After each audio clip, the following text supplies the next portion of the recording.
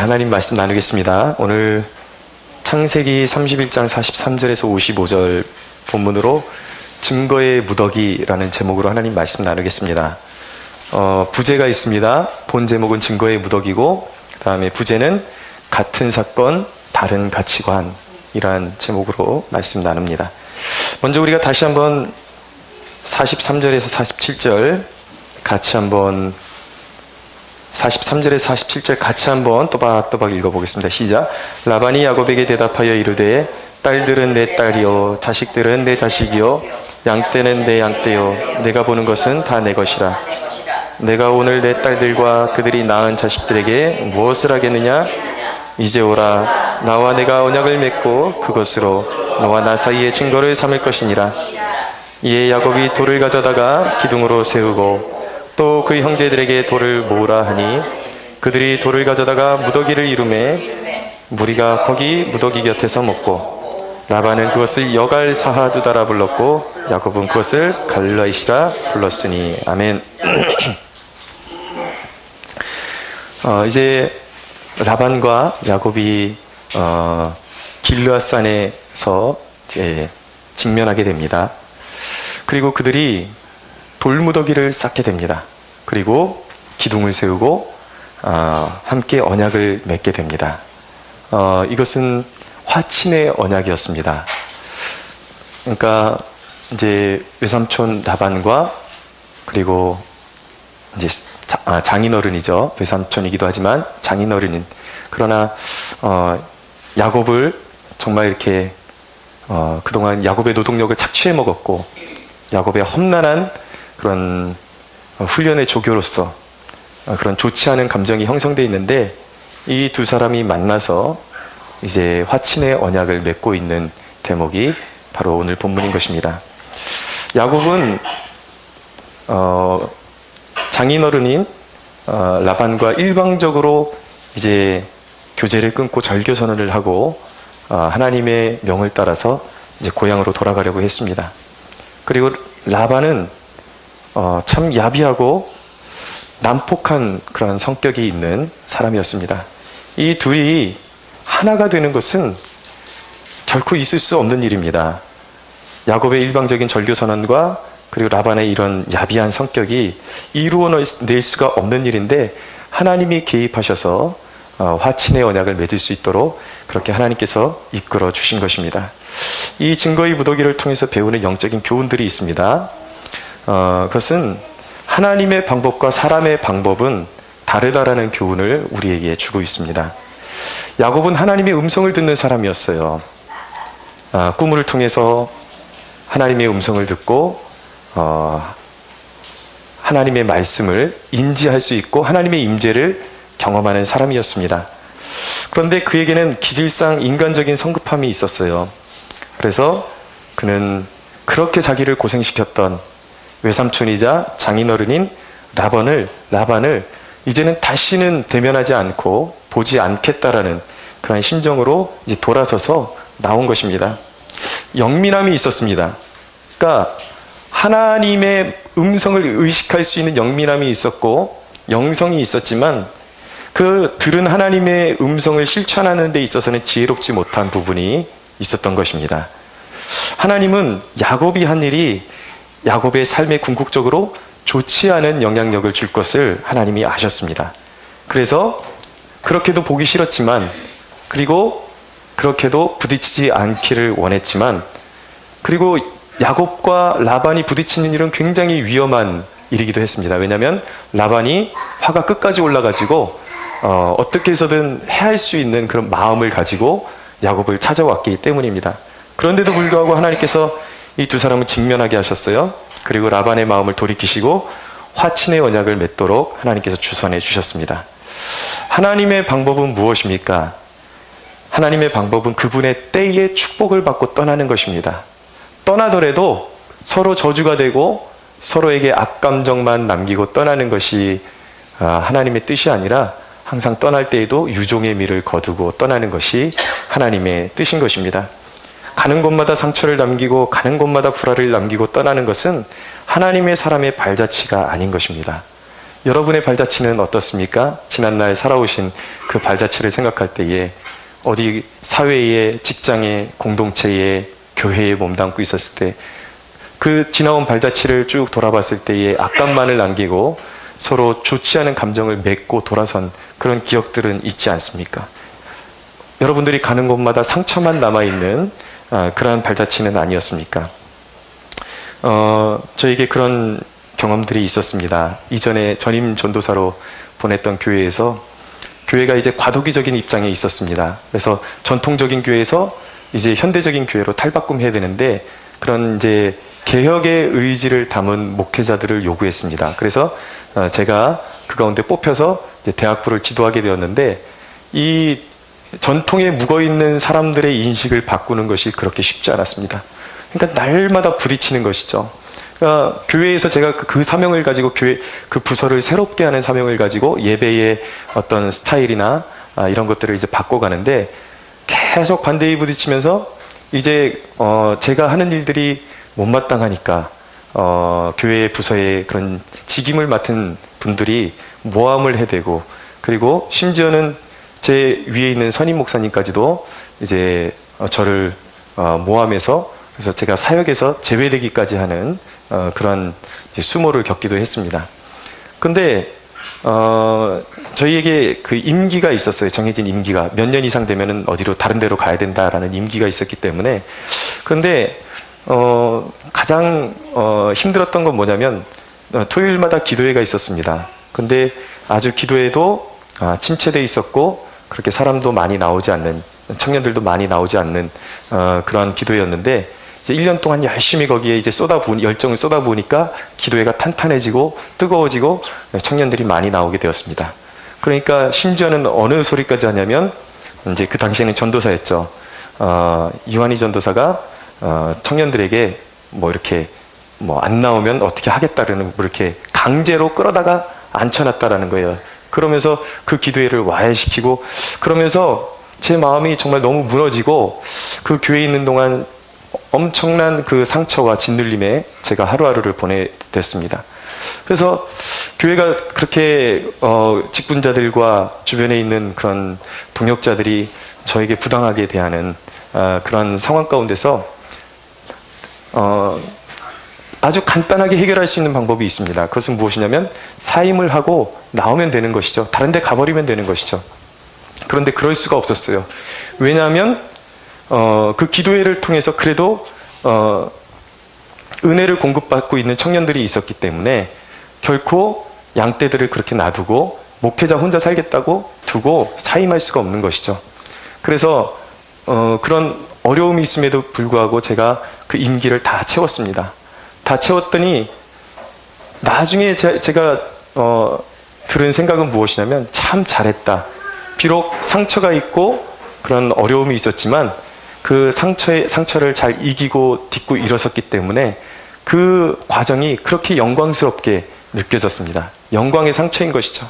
그러니까 아무리 힘들고 어려워도 하나님께서 나에게 정해주신 훈련의 분량을 채우면 그것이 승리가 되는 것이고 거기서 그 승리의 기쁨을 누리게 되는 것입니다. 근데 저라고 해서 무조건 다 이긴 것은 아니었습니다. 어느 때에는 사람들과의 관계 속에서 어려움이 있어서 이전에 교육전도사 시절에는 좀 그 갈등을 이기지 못하고 그렇게 또 한번 교회를 뛰쳐나온 적도 저도 있습니다. 너무 단호하게 이건 아니다 싶으면 딱 잘라버리고 돌아서니까 지금 와서 생각해보면 그러지 말걸 하는 그런 아쉬움, 그런 아쉬움들이 남습니다. 그러니까 제가 지난날을 생각해보면은 저에게 이런 말씀을 제가 전도사였고 신학 과정을 신대원을 이미 다니고 있었음에도 불구하고 이런 말씀을 제 삶에 적용시켜주면서 저를 가르쳐줄 수 있는 멘토가 있었더라면 아마 인생이 많이 달라졌을 것 같다라는 생각이 듭니다. 그러니까 하나님의 말씀을 읽으면서 우리가 인생을 사는데 알아야 될 중요한 그런 덕목들과 신앙의 주제들이 얼마나 무시되고 교회에서 선포되지 않는지 새삼 깨닫게 되는 것이죠. 사랑하는 여러분, 오늘 제가 여러분들에게 드리는 말씀이 여러분들의 인생에 좋은 자양분이 되고 여러분들의 인생을 변화시키는 그런 능력의 말씀이 되기를 축원합니다. 어떤 방법으로든 원수 맺는 것은 하나님의 뜻이 아니에요. 오늘 야곱의 방법보다 하나님의 방법이 옳다라는 것을 분명하게 보여주고 있습니다. 야곱의 방법은 무엇입니까? 일방적으로 끊는 거예요. 보지 않겠다라는 것이죠. 나에게 상처를 입혔기 때문에, 나에게 불이익을 줬기 때문에 보지 않겠다라는 것이죠. 그러나 그것은 여러분, 위험을 자초하는 일이었습니다. 여러분, 원수 맺음은 아주 치명적인 독소를 가지고 있습니다. 원수 맺음의 열매는 무엇이냐면, 원수 맺는 것이 악순환된다라는 거예요. 원수 맺고 다른 곳으로 가면 그 악순환이 계속됩니다. 왜냐하면 원수 맺는 것은 내 마음의 쓴뿌리가 되어집니다. 심지어는 내가 피해자이라 할지라도 누군가에게 상처받은 것이 내 마음에 그대로 남아있으면 그것이 계속 쓴뿌리가 돼서 이제 옮겨 다니면서 조금만 비슷한 상황이 벌어지면 계속 상처를 받고 사람들과 부딪히고 떠나고 이런 일들이 계속되는 것이죠. 그러면서 관계가 단절되면서 어떤 불이익이 주어지냐면 하나님께서 내게 주신 삶의 지경이 점점 좁아지게 되는 것입니다. 여러분, 하나님의 방법은 직면하는 것입니다. 그리고 오해를 풀고 악감을 없애는 것입니다. 로마서 12장 18절에 보면 할 수 있거든 너희로서는 모든 사람과 더불어 화목하라 라고 말씀합니다. 우리가 인생을 살다 보면 정말 절대적으로 이렇게 등을 돌려야 하는 일이 절대적으로 없는 것은 아닙니다. 불가피한 일이 있기도 합니다. 특별히 신앙에 있어서 특별히 불가피한 단호함이 필요할 때도 있습니다. 예를 들어서 교회에서 어떤 죄의 문제를 다스릴 때, 교회가 죄 지은 성도를 치리할 때에, 이럴 때, 그리고 잘못 가고 있는 성도에 대해서 영적으로 교훈하거나 책망할 때에 단호함이 필요하죠. 그리고 이 주제가 진리에 관한 문제일 때에 단호함이 필요합니다. 그것은 타협할 수 없는 그런 것들이 있다라는 것이죠. 그래서 여러분, 교회에서 여러분들의 신앙을 위해서 어떤 영적인 교훈을 주고 어떤 또 책망이 있거나 아니면 어떤 삶의 그런 신앙적인 노선의 수정을 요구할 때 그런 것들을 보고 사랑이 없는 교회구나 라고 그렇게 말씀하시면 안 되는 것입니다. 왜냐하면 교회의 치리는 분명히 하나님의 사랑이 교회를 통치하시는 방법 가운데 하나이기 때문입니다. 믿으십니까? 그런데 여러분, 할 수 있는 한 우리의 모든 삶의 그런 바운더리 안에서 하나님은 우리가 화평케 하는 사람으로 서기를 원하신다라는 거죠. 그래서 예수님도 말씀하셨어요. 화평케 하는 자는 복이 있다. 그것이 주님의 말씀이었습니다. 왜입니까? 화평은 하나님 나라의 시민의 성품이기 때문이에요. 하나님의 성령이 우리 안에 존재한다면 우리는 내 옛사람은 혈기를 부리고 분노하고 끊어버리는 게 내 원래의 본래의 모습이라면 성령님께서는 이제 그렇게 살지 못하게 우리를 독려하시는 것이죠. 할 수 있거든 화목해라, 화친해라 라고 말씀해 주시는 것입니다. 여러분, 이 하나님 나라의 시민의 성품, 화평케 하는, 그리고 화목케 하는 이 성품이 왜 그렇게 중요한지 아십니까? 성경의 인물 가운데 다윗은 대표적으로 관용이 있는 사람이었습니다. 관용하는 사람이었습니다. 그의 원수인 사울이 어떤 사람입니까? 끝까지 그의 인생을 찾아다니면서 죽이려고 했던 사람이죠. 그런데 어느 날 다윗에게 사울을 직접 처단할 수 있는 기회가 왔습니다. 광야에 엔게디 광야의 굴 속에 들어가 있는데, 숨어있는 그 굴에 다윗과 일행이 숨어있는데 사울 왕이 이 뒤가 급해가지고 볼일을 보러 그 굴에 들어왔는데 쪼그리고 앉아있는 거예요. 죽일 수 있는 기회가 왔습니다. 근데 다윗은 죽일까라고도 생각했지만 그 손을 들어서 사울을 치지 않고 옷자락을 베어서 증거만 남깁니다. 내가 당신을 이렇게 해할 수도 있었지만 내가 당신을 해하지 않았습니다 라는 것을 보여주기 위해서 증거 자료를 이제 베어낸 것이죠. 다윗의 마음은 무엇이었냐면, 내가 직접 처단할 수도 있지만 하나님이 기름 부으신 종을, 아무리 그가 지금 하나님 앞에 벌받고 있고 버림받은 종이라 할지라도 그래도 하나님이 처음에 기름 부으신 종을 내 손으로 처단할 수가 없다. 그래서 자신이 직접 보복하는 것을 하나님께 맡기고 사울을 마음으로 용서했던 것입니다. 사울의 군대 장관 중에 아브넬이라는 사람이 있었어요. 근데 이 아브넬은 좀 야비한 사람이었습니다. 그리고 힘을 과시하는 사람이었어요. 근데 사울이 죽고 나서 아브넬이 이제 사울 왕의 아들 이스보셋이라는 그 아들이 왕으로 다시 등극할 때에 그 아브넬이 이스보셋을 섬기게 됩니다. 근데 아브넬이 얼마 이제 안 가서 이스보셋을 이제 배신하고 이스보셋이 이제 어떤 아브넬의 치부를 좀 드러냈는데 그것이 못마땅해 가지고 이제 이스보셋을 배반하고 아브넬이 다윗에게 가서 다윗에게 그렇게 기쁨이 될 만한 존재가 아닙니다. 왜냐하면 원수를 섬기던 군대 장관이에요. 결코 그렇게 매력 있는 인물이 아닙니다. 인격이 출중한 인물도 아니에요. 그렇게 받아줄 만한 인물도 아닌데 아브넬이 이 군대 장관 아브넬이 다윗에게 찾아가서 화친을 청했을 때에 다윗이 그것을 그대로 그냥 받아줍니다. 그냥 받아줍니다. 그 아브넬을 받아줬는데 아브넬에게는 굉장한 힘이 있었습니다. 무엇이냐면 그때 당시만 해도 다윗은 유다 지파 한족 속의 왕으로만 등극해 있는 상태였어요. 근데 이 아브넬이 나머지 이스라엘 지파들을 다 통솔할 수 있는 그 리더십을 가지고 있었습니다. 지도력을 가지고 있었습니다. 근데 이 아브넬을 받아주니까 어떤 결과가 초래됐냐면 결국 아브넬을 통해서 나머지 이스라엘 지파들이 다 다윗에게로 합류되면서 다윗 왕이 종국적으로 온 이스라엘의 왕으로 다시 기름 부음을 받고 다시 등극하는 그러한 역사가 일어나게 되는 것입니다. 무슨 말씀입니까, 여러분? 상대를 품으면 그 상대가 가진 재능과 은사만큼의 나의 지경이 확대된다라는 것입니다. 나랑 성격이 잘 맞지 않지만 나랑 무언가가 자꾸 삐그덕거릴 수 있지만 그 사람의 약점을 그대로 받아주고 수용하면 그렇다고 해서 우리 기독교적인 관점은 그 사람을 이용하라는 것이 아닙니다. 순수한 마음으로 받아주라는 것이죠. 순수한 마음으로 받아주면 그 사람이 가지고 있는 장점만큼 나의 지경이 넓어진다라는 것입니다. 할렐루야. 아멘. 여러분, 그렇기 때문에 교회가 해야 되는 일은 무엇입니까? 품어야 하는 것입니다. 사람을 품어야 되는 것이죠. 우리가 예수 믿는 사람들로서 사람을 품어야 되는 것입니다. 이 사람은 성격이 이래서 싫고 저 사람은 성격이 이래서 싫고 이렇게 잘라내다 보면 남는 것이 아무것도 없는 것이죠.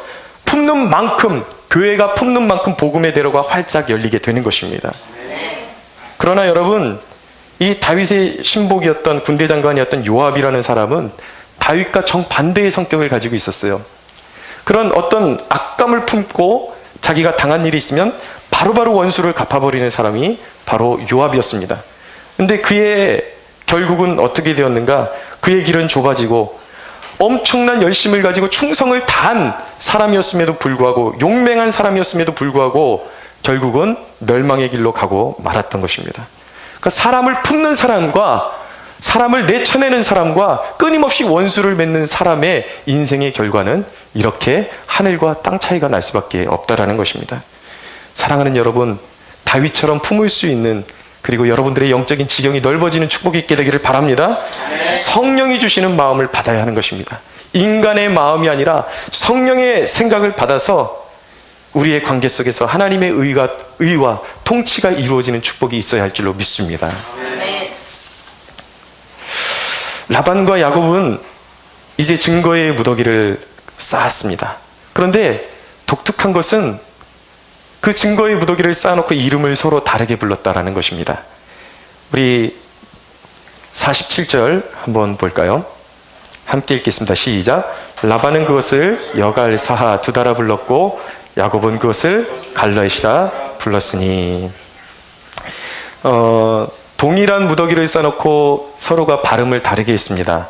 라반은 여갈 사하 두다라고 불렀습니다. 이것은 메소포타미아에서 사용하는 아람어를 이렇게 아람어로 부른 용어였습니다. 그리고 야곱은 그것을 갈렛이라고 불렀어요. 그런데 이 갈렛이라는 말은 가나안 지경에 살고 있던 사람들이 사용했던 히브리어로 표현한 것이었습니다. 근데 여갈 사하 두다나 갈렛이나 동일한 의미를 가지고 있어요. 증거의 무더기라는 뜻을 가지고 있는 것입니다. 오늘 이 증거의 무더기를 통해서 두 사람이 그 두 가지 대표적인 약조를 세웁니다. 조약을 세웁니다. 하나는 무엇이냐면 50절에 나타나는데 내 딸들 외에 다른 아내를 두지 말라라고 라반이 그렇게 야곱에게 요구를 하는 것이죠. 레아와 라헬 외에는 절대로 다른 아내를 두지 말라. 이거 약속하라. 만약에 이것을 어기면 하나님이 너를 감찰하사 너를 벌 주실 것이다. 이런 지금 어투로 이야기하고 있는 것입니다. 두 번째 조약은 무엇이냐면 52절에 나타나고 있는데, 이 돌무더기를 넘어와서 서로 해하지 말자는 거예요. 이 돌무더기가 너와 나의 언약의 증거가 돼서 서로 해하지 말자. 서로의 그런 재산에 대해서 침해를 하지 말자. 서로의 생명에 해를 끼치지 말자. 라고 그렇게 서로 조약을 맺은 것이죠. 동일한 무더기이지만 그들이 서로 다르게 발음한 것만큼이나 서로 다른 의미를 이 돌무더기에 부여하고 있음을 보게 됩니다. 이것을 통해서 우리는 세상 사람과, 라반은 세상 사람을 대표하는 것이죠. 세상 사람과 하나님의 사람의 가치관의 차이를 알게 됩니다. 동일한 무더기를 보고 있지만 표현하는 것이 달라요. 가치가 달라요. 가치관이 다른 거예요. 동일한 돌무더기지만 라반은 그것을 생존의 가치관으로 바라보는 것입니다. 생존의 가치관. 그리고 야곱은 그것을 신앙의 가치관으로 바라보는 것입니다. 라반에게도 이것은 증거의 무더기라는 뜻을 가지고 있어요. 그런데 그는 그 무더기의 생존의 가치관을 거기에 부여한 것입니다. 무슨 말씀입니까? 오로지 자식들의 안전과 소유, 자신의 생존권을 지키려 그러는 그런 의미만을 거기에 부여하고 있는 거예요. 이 선을 넘어서 내 목숨을 해하지 말아라. 네가 아무리 부강해지고 커질지라도 이 선을 넘어와서 우리의 소유에 손을 대지 말아라. 먹고 사는 문제, 소유의 문제, 생존의 문제, 그것만이 바로 라반의 그런 어떤 가치관이었다라는 것입니다. 많은 이들이 이 신앙의 영역으로 넘어오지 못하는 이유가 무엇인지 아십니까? 생존의 영역을 지켜내기 위해서예요. 자기 생존에 타격을 받을까봐 신앙의 영역으로 들어오지를 못하는 것입니다. 삼성에 이제 돌아가신 이병철 회장의 24가지, 죽기 전에 24가지 질문이 있었는데, 그 15번째 질문이 무엇이냐면, 신앙이 없어도 부귀를 누리고 악인 중에도 안락을 누리는 사람들이 많은데 신의 교훈은 무엇인가? 라는 질문을 그가 던졌습니다. 여러분, 세상 사람들은 이해하지 못하죠. 당신들이 믿는 하나님이 존재한다면 하나님은 분명히 공의로우신 분일 텐데 어떻게 악인들이 더 잘 먹고 잘 살고 그런 일들이 일어날 수 있는가? 그것은 신이 없다라는 증거가 아닌가라고 그렇게 질문을 던지는 것이죠. 그러나 여러분, 성경은 이 부분에 대해서 아주 명확하게 말씀하고 있습니다. 특별히 시편 73편이 이 주제에 대해서 명확하게 말씀하고 있습니다. 이 시편 73편의 그 저자가, 시편의 기자가 한때는 잠깐 시험에 들었습니다. 왜인지 아십니까? 자기는 하나님을 잘 섬기는 백성이에요. 그런데 고난이 너무 많습니다. 그런데 주위를 살펴보니까 하나님을 잘 섬기지 않는데도 불구하고 호의호식하고 잘 사는 사람들이 있다란 말이에요. 오히려 악을 적극적으로 행하는데도 불구하고 그의 가산이 더욱더 풀어나는 것을 보면서 마음에 시험이 왔던 것이죠. 그것을 표현하는 대목이 시편 73편 4절에서 9절인데 한번 읽어드립니다. 그들은 죽을 때에도 고통이 없고 그 힘이 강건하며 사람들이 당하는 고난이 그들에게는 없고 사람들이 당하는 재앙도 그들에게는 없나니 그러므로 교만이 그들의 목걸이요 강포가 그들의 옷이며 살찜으로 그들의 눈이 솟아나며 그들의 소득은 마음의 소원보다 많으며 그들은 능욕하며 악하게 말하며 높은 데서 거만하게 말하며 그들의 입은 하늘에 두고 그들의 혀는 땅에 두루 다니도다 라는 것이죠. 도저히 이해할 수가 없다라는 거예요. 그런데 이 시편의 기자가 하나님의 성소 앞에 들어가서 무릎 꿇고 기도하는 중에 진리를 깨달았습니다. 그 대목이 무엇이냐면 바로 17절에서 19절에 나타나는데 내가 하나님의 성소에 들어갈 때에야 그들의 종말을 내가 깨달았나이다. 주께서 참으로 그들을 미끄러운 곳에 두시며 파멸에 던지시니 그들이 어찌하여 그리 갑자기 황폐되었는가. 놀랄 정도로 그들은 전멸하였나이다. 하나님은 공의의 하나님이십니다. 할렐루야. 사람들이 행하는 모든 악을 보고 계십니다. 하나님 없이 스스로 이 땅 가운데서 자신의 힘으로 쌓아올린 모든 것들을 하나님은 언젠가 허무실 것입니다.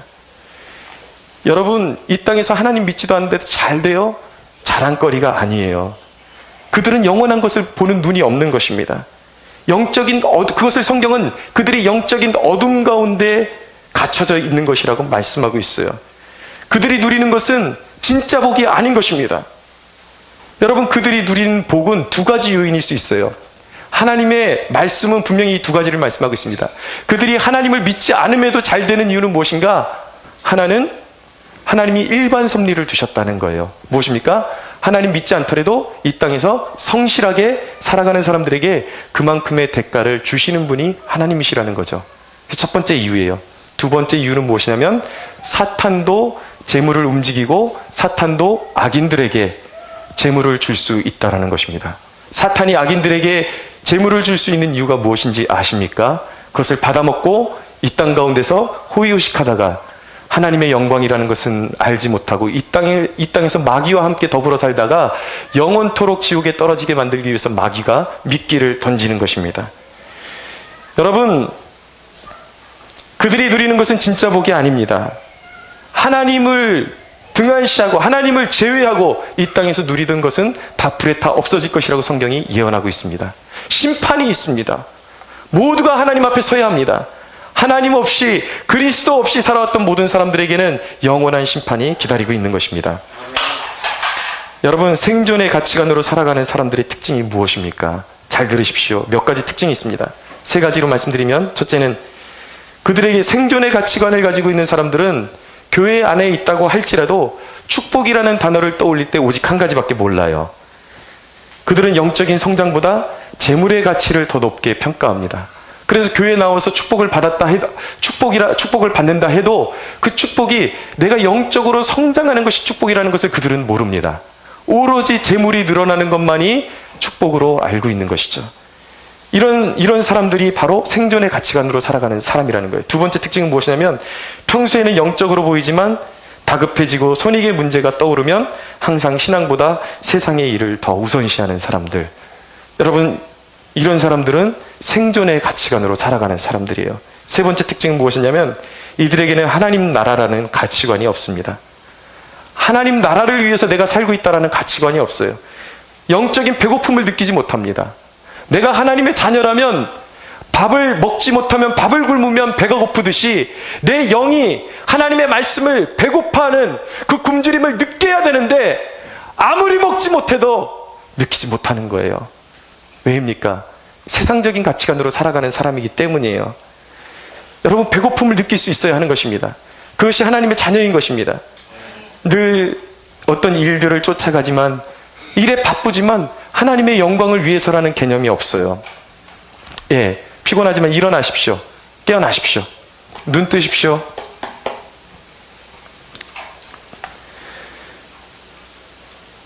하나님의 영광이라는 개념이 없습니다. 오직 자기의 밥 먹고 사는 것을 위해서 살아가는 영혼들. 교회에 대한 충성이 없습니다. 하나님의 교회를 사랑하는 마음이 없습니다. 준비된 예배자로서의 모습이 없습니다. 예배를 와도 기대감이 없어요. 소망함이 없어요.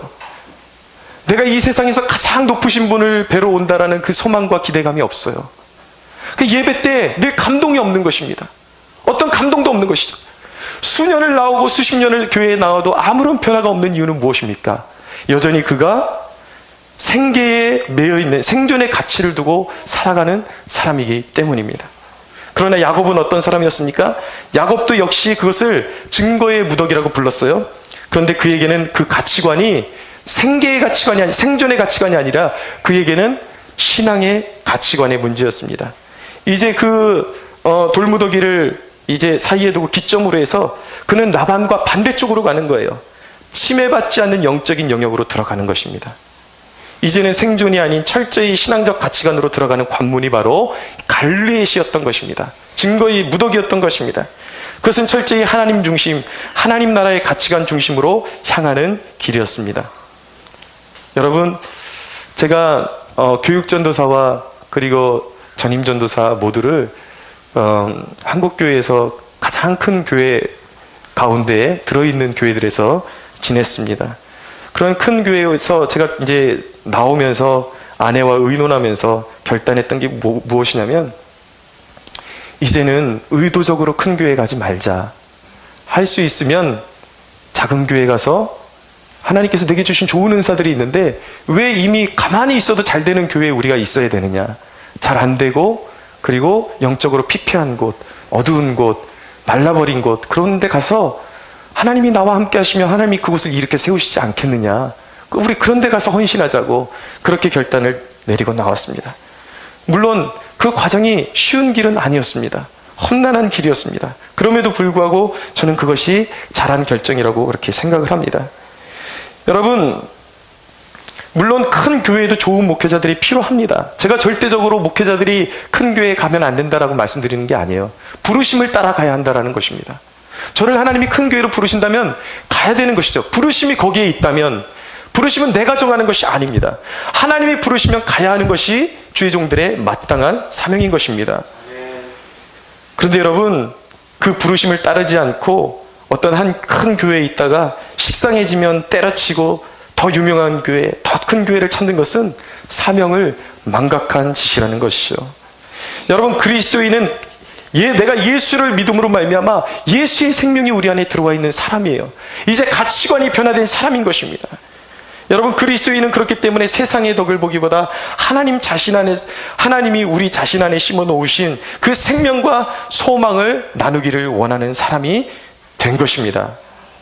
목회자는 그렇기 때문에 교인의 수보다 부르심을 따라서 섬겨야 할 줄로 믿습니다. 목회자는 누릴 영화보다 사명을 가지고 섬길 곳에 있어야 하는 것입니다. 우리 모두가 마찬가지예요. 하나님의 일이란 명분을 가지고 있지만 생존을 위해 살아가는 이들이 있습니다. 교회 안에 있지만 여전히 생존의 가치관을 통해서 선택하고, 교회를 선택하고, 목회지를 선택하고, 여전히 생존의 가치관을 위해서 신앙을 이용해 먹는 사람들이 있습니다. 그러나 여러분, 이제는 더 이상 그런 길로 가지 마십시오. 신앙의 가치관으로 선택할 수 있게 되기를 원합니다.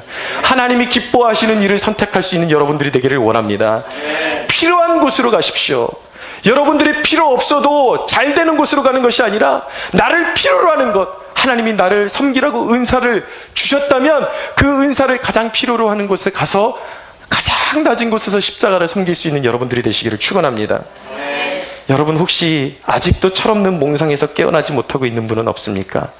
항상 내가 선 자리에만 고통이 있다고 생각하고 이곳에서 자리만 옮긴다면, 좀 더 좋은 환경으로 갈 수 있다면, 환경만 바뀔 수 있다면 낙원이 우리의 삶 가운데, 내 삶 가운데 오지 않겠는가라고 믿고 있지는 않습니까? 물론 여러분들이 몸담고 있는 곳이 죄악의 자리라면 훌훌 털고 나오십시오. 가차없이 나오십시오. 그러나 그것이 아니라면 환경의 문제가 아니라는 것입니다. 여러분, 생각해 보십시오. 야곱이 이제 외삼촌을 떠나서 가나안 땅으로 하나님의 부르심을 따라 순종하고 들어가면 그곳에는 고난이 없겠습니까? 가나안 땅으로 들어가면 고난이 없을까요? 고난이 기다리고 있습니다. 여전히. 여러분, 기억하십시오. 우리가 살고 있는 이 땅에는 진정한 가나안은 없습니다. 우리의 가나안, 우리가 마침내 도착해야 된 가나안은 바로 우리가 가야 할 저 천국에 있음을 믿으시기 바랍니다.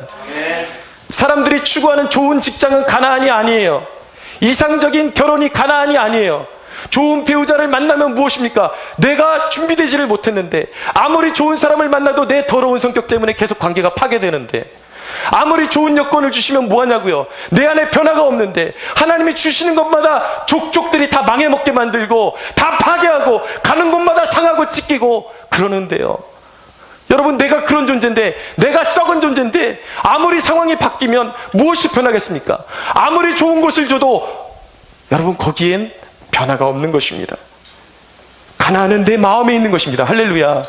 가나안은 내 마음에 임해야 하는 것입니다. 내가 변하지 않으면 본질적으로 변하는 게 아무것도 없는 거예요. 내가 변하면 모든 것이 변하는 것입니다. 내 안에 예수의 생명이 깃들고 하나님의 전능하신 능력이 깃들면 어디에 떨어뜨려놔도 그것이 축복이 될 줄로 믿습니다. 황폐한 땅에도 축복이 올 줄로 믿습니다. 여러분, 공산권 교회 보십시오. 중국의 지하교회 성도들이 예배드리는 모습을 보았습니까? 여러분, 북한의 지하교회 성도들이 하나님 앞에 얼마나 간절하게 기도하는지 그 음성을 녹음한 그 음성 기록이 유튜브에 돌고 있습니다. 그들의 간절한 기도, 중국 교회에 갔다 왔던 선교사님들과 목회자들의 도전이 무엇이냐면 하루에 5시간, 6시간씩 말씀을 듣고 예배를 드리는데도 그 갈급함이 얼마나 그들이 간절한지 너무 뜨겁고 매 모일 때마다 눈물이 마르지 않고, 여러분, 그들이 가장 불행해야 되는 사람들 아닙니까? 그런데 영적인 모습은 그들이 가장 행복한 사람들의 모습이라는 거예요. 왜입니까? 그들은 공산주의 체제 아래, 사회주의 체제 아래서 억압당하고 있지만 환경을 탓하지 않아요. 오히려 어려운 상황 가운데 그들의 중심에 가나안이 있으니까, 하나님의 영광이 있으니까, 성령의 충만함이 있으니까 공산주의든 중국이든 북한이든 충만한 삶을 누릴 수 있게 되는 것이죠. 우리 안에 가나안에 있어야 하는 것입니다. 할렐루야. 여러분, 우리 모두가 예수 믿고 성령이 오셔서 변화받으면 모든 저주가 변하여 복이 될 줄로 믿습니다. 여러분에게 교회의 의미는 무엇입니까? 아직도 세상을 살아가는데 필요한 약간의 도움이 교회입니까?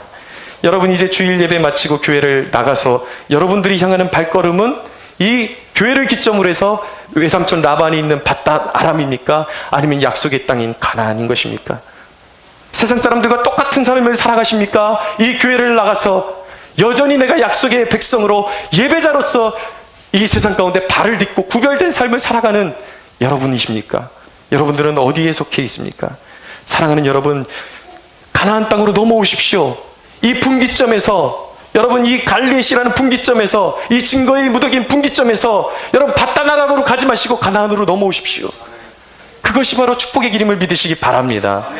사망의 땅에 서 있지 말고 주 예수와 더불어 살며 모든 방황을 끝내고 사명 감당하는 저와 여러분들이 되기를 축원합니다. 53절에서 55절 좀 더 보겠습니다. 시작. 아브라함의 하나님, 나홀의 하나님, 그들의 조상의 하나님은 우리 사이에 판단하옵소서 하며, 야곱이 그의 아버지 이삭이 경외하는 일을 가르쳐 맹세하고, 야곱이 또 산에서 제사를 드리고 형제들을 불러 떡을 먹이니 그들이 떡을 먹고 산에서 밤을 지내고, 라반이 아침에 일찍이 일어나 손자들과 딸들에게 입맞추며 그들에게 축복하고 떠나 고향으로 돌아갔더라. 아멘. 이제 화친의 언약이 마무리되는 시점에 있습니다. 이 화친의 언약, 기대하지 못했던, 정말 외삼촌 라반과, 장인어린 라반과 평생 원수가 되고 전쟁이 끊이지 않을 수도 있었던 그런 기로에서 하나님의 은혜로 화친의 언약이 성취되고 마무리되었습니다. 그래서 야곱은 그것을 기념하면서 하나님께 감사의 예배를 올려드리고 있습니다. 하나님이 여러분들의 인생의 어려움을 이기게 해주실 때에, 어떤 여러분들의 기도에 응답하셨을 때, 승리를 주셨을 때마다 여러분 예배하십시오, 기념하십시오, 그리고 감사의 예물을 올려드리십시오. 이것이 왜 중요한지 아십니까? 하나님이 응답을 주실 때에 많은 사람들이 기도는 그렇게 간절하게 해놓고 응답을 주시면 입을 싹 씻어버립니다. 기억을 못합니다. 그럼 여러분, 다시 그 하나님의 은혜를 충만하게 누릴 수가 없어요. 계속 하나님이 내 삶 가운데 작은 역사를 할지라도 하나님이 역사하신 흔적이 있으면 그것을 자꾸 기념하고 감사할 줄 알아야 되는 것입니다. 그러면 왜 우리에게 유익한가? 그것을 통해서 우리의 삶 가운데 역사하시는 하나님의 손길과 하나님의 인도하심에 대한 영민함이 점점 더 생기게 되는 것이죠. 하나님의 인도를 더 영민하게 느끼게 됩니다. 그래서 보다 우리가 삶을 더욱더 견실하게 흔들리지 않고 우리의 삶을 이끌어 가시고 보존하시는 하나님을 의지해서 더 굳건하게 살아갈 수가 있는 것이죠. 오늘 이 대목에서 우리는 라반의 신관과 야곱의 신관이 사뭇 다르다라는 것을 보게 됩니다. 잘 보십시오, 여러분. 라반은 53절에 보니까 아브라함의 하나님, 나홀의 하나님, 그들의 조상의 하나님은 우리 사이에 판단하옵소서, 이렇게 고백합니다. 이 라반의 고백이에요. 이 라반이 하나님이라는 단어를 쓰고 있는데 그는 아브라함의 하나님과 나홀의 하나님과 그들의 조상의 하나님을 하나로 묶고 있습니다. 그런데도 여러분, 이것은 무엇이냐면요, 여호수아 24장 2절에 보면은 아브라함의 조상들은 하나님을 섬긴 것이 아니라 우상을 섬겼다라고 말씀하고 있어요. 그러니까 라반의 가치관에는 하나님이라는 이름을 부르고 있지만 세상에 존재하는 우상들이나 사람들이 말하는 신이라 이름하는 그 어떤 존재나 아브라함이 섬기는 하나님이나 그냥 신 중에 하나예요. 그냥 하나의 신인 것이죠. 이 신이나 저 신이나 다 똑같은 거예요. 변별력이 없는 것입니다. 그러니까 진정으로 믿음의 조상들이 섬겼던 하나님을 라반은 경외하지 않고 있다라는 것이죠. 이 말은 무엇이냐면 그는 세상 사람이었고 구원받지 못한 백성이었다라는 것입니다. 여러분, 근데 야곱은 보세요. 놀라운 분별력을 가지고 있습니다. 53절 말미에 보시면 야곱이 그의 아버지 이삭이 경외하는 일을 가르쳐 맹세하고 야곱이 또 산에서 그분에게 제사를 드렸다라고 말씀하고 있어요. 아버지 이삭이 경외하는 하나님, 그 하나님은 어떤 하나님입니까? 아브라함에게 나타나시고 자신을 알려주신 하나님이에요. 약속의 하나님이에요. 여러분, 하나님을 섬기지만 우상을 섬기는 사람들이 있습니다. 사람들에게 하나님은 이렇게 섬겨야 합니다 라고 그렇게 권면을 하면 꼭 이렇게 대답하시는 분들이 있어요. 나는 하나님을 그렇게 생각 안 해요. 하나님은 이런 분이라고 생각해요. 하나님은 이렇다고 생각해요. 하나님을 전혀 섬기고 있지 않으면서 그렇게 섬기시면 안 됩니다, 이렇게 섬겨야 된다 그러면, 아니, 하나님은 사랑이시기 때문에 이런 거 다 용납하신다라는 거죠. 자기 입맛에 맞게 자기가 원하는 대로 살면서, 하나님은 사랑이라는 말은 또 잘도 표현해요. 하나님이 원하시는 대로 섬기지 않으면서 자기는 하나님을 섬기고 있대요. 그러나 여기에는 구원이 없습니다. 여러분, 신앙이란 무엇입니까? 구원이란 무엇입니까? 우리에게 아들을 주신 예수 그리스도를 우리를 위해서 십자가에 내어주신 그 하나님이 원하시는 대로 사는 것이 구원입니다. 할렐루야. 오직 예수 그리스도를 믿고 그 구원의 삶 안에서 하나님의 말씀을 양식으로 삼아서 사는 것이 바로 그리스도인인 것입니다. 그렇기 때문에 여러분, 하나님의 자녀들은 하나님을 바로 알아야 돼요. 하나님을 향한 올바른 지식, 올바로 아는 지식이 얼마나 중요한지 아십니까? 그 하나님을 올바로 아는 지식이 우리의 가치관에 결정적인 영향을 끼치고 우리의 삶을 송두리째 바꾸어 놓는 것입니다. 하나님을 자기 멋대로 해석하고 살면 화가 있는 것입니다. 시청의 광장에 동성애자들을 옹호하면서 하나님은 사랑이신데 왜 당신들은 동성애자들을 비판하느냐 그러면서 성가대 가운을 입고 그들을 위해서 예배를 드려주는 무리들이 있습니다. 여러분, 그것이 과연 성경적일까요? 여러분, 분명한 것은 동성애자들도 우리가 품어야 될 죄인인 것은 맞습니다. 하나님은 그들도 사랑하십니다. 그것은 맞습니다. 믿으십니까? 그들도 회개해야 될 죄인인 것은 맞지만 동성애는 분명히 하나님께 가증스러운 것입니다. 레위기서 18장 22절에 보면 너는 여자와 동침함 같이 남자와 동침하지 말라. 이는 가증한 일이니라 라고 말씀하고 있습니다. 동성애는 하나님의 뜻이 아니에요. 하나님은 거룩하신 분이에요. 여러분, 구별되지 못한 인생에게 화가 있습니다. 하나님은 거룩하신 분이기에 하나님이 요구하시는 삶이 무엇인지 성경을 통해서 우리가 깨닫고 말씀에 순종하는 삶을 살아야 할 줄로 믿습니다. 여러분, 하나님을 알아가고자 하는 갈망을 가지십시오. 성경을 읽으십시오. 성경을 묵상하십시오. 미국의 16대 대통령인 아브라함 링컨은 너무나도 가난한 집안에서 태어났습니다. 어머니에게 물려받은 것은 낡고 찢어진 성경책 한 권밖에는 가지지 못했습니다. 그러나 말씀을 양식으로 삼았습니다. 무너질 때마다, 실패할 때마다 하나님의 말씀을 딛고 그는 일어섰습니다. 늘 그는 백악관을 기도처로 만든 그러한 대통령으로 유명합니다. 그는 하나님의 말씀을 통해서 경책을 받고 늘 하나님의 인도를 받고 보호를 받을 수가 있었습니다. 그는 미국 역사에 위대하게 남는 노예제도를 폐지한 그런 대통령으로 기억에 남게 되는 것입니다.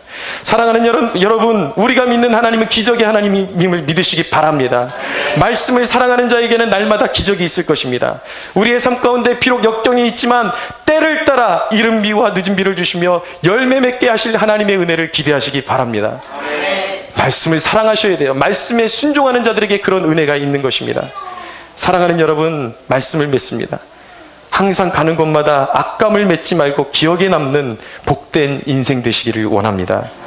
항상 세상에 타협하지 말고 사명을 따라서 묵묵히 걸어가신 우리 주 예수를 따라서 하나님 나라의 가치관으로 세상을 변화시켜가고 썩어지는 미랄이 되어서 여러분들이 가는 곳마다 황폐한 그 땅이 기름지고 변화되고 일어서는 축복이 있게 되기를 주 예수의 이름으로 축원합니다. 우리 하나님께 영광의 박수 올려드리겠습니다.